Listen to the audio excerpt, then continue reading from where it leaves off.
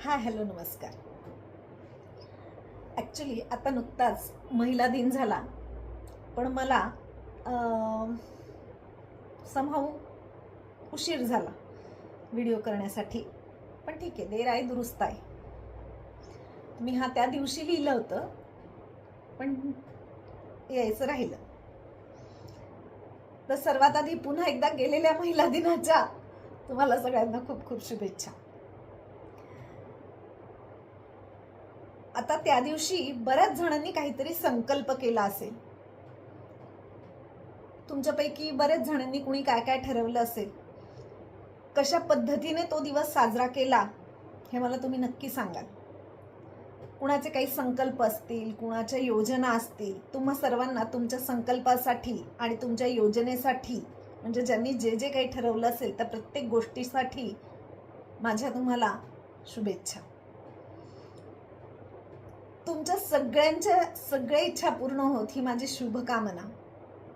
आता तुम्ही मला विचारणार की तू आम्हा सगळ्यांना तर विचारलंस, पण तुझं काय, तू काय संकल्प केला आहेस?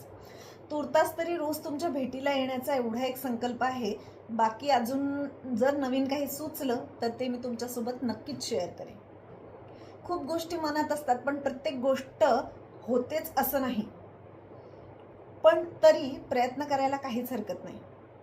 माझा संकल्प तर मी तुम्हाला सांगितला, तुमचाही संकल्प तुम्ही मला नक्की सांगा. मला आवडेल जाणून घ्यायला. मी बरेचदा हा प्रश्न मला भेटेल त्याला विचारते, कारण मला त्यातून त्या व्यक्तीला जाणून घ्यायचं असतं.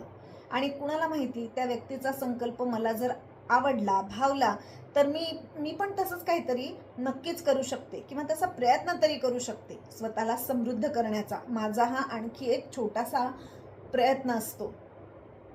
खूप बोललो ना आपण संकल्प या विषयावर. तुम्हाला वाटायचं आजचा दिवस संकल्प दिन आहे की काय, तर तसं काही नाही आहे. आजचा दिवस संकल्प दिन नाही आहे. मी महिला दिनाच्या दिवशी लिहिलंय हे, आणि त्या दिवशी पण काही संकल्प दिवस वगैरे नव्हता. जस्ट हे मला वाटतं, मी करते संकल्प असं ओकेजनली, म्हणून मी जस्ट विचारलं. पण महिला दिन, पण एवढा एकच दिवस हा महिला दिन म्हणून, मग बाकी दिवसांचं काय? आपला भारत देश आणि आपल्या देशाची संस्कृती खूप महान आहे. खूप कर्तृत्ववान महिला आपल्या देशात होऊन गेल्या. आपल्या देशात पूर्वीपासूनच महिलांचं एक वेगळं स्थान आहे, एक वेगळा दर्जा आहे. पण काय होतं, चांगली माणसं खूप कमी असतात. प्रत्येक घरातच स्त्रीला तो दर्जा, तो सन्मान दिला जाईलच असं नाही. काही ठिकाणी तर माणुसकीचं खूप विकृत रूप बघायला मिळतं. म्हणून कदाचित हे असे दिवस साजरे केले जात असावेत, की निदान त्या दिवशी तरी स्त्रीला आपल्या मनासारखं जगता येईल असा विचार असावा. तसं जगता येतच असेल असं नाही, पण काही तसं जगतही असतात.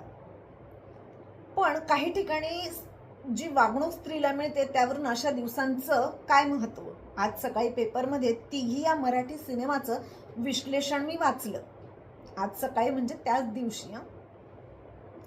भारती आचरेकरांनी एका कणखर स्त्रीचं पात्र यात साकारलं आहे. आपल्या दोन्ही मुलींच्या पाठी त्या खंबीरपणे उभ्या राहिल्या. तिघींच्या नात्याचा भावनिक गुंता लेखक दिग्दर्शकाने मांडण्याचा खूप छान प्रयत्न केला आहे.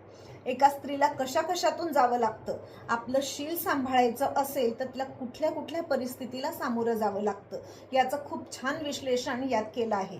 हा विषय खरं इतक्यात संपणारा नाहीच. मला वाटतं यावर अजून बरंच काही लिहिता येऊ शकतं. आपण उद्या परत याच विषयावर चर्चा करू.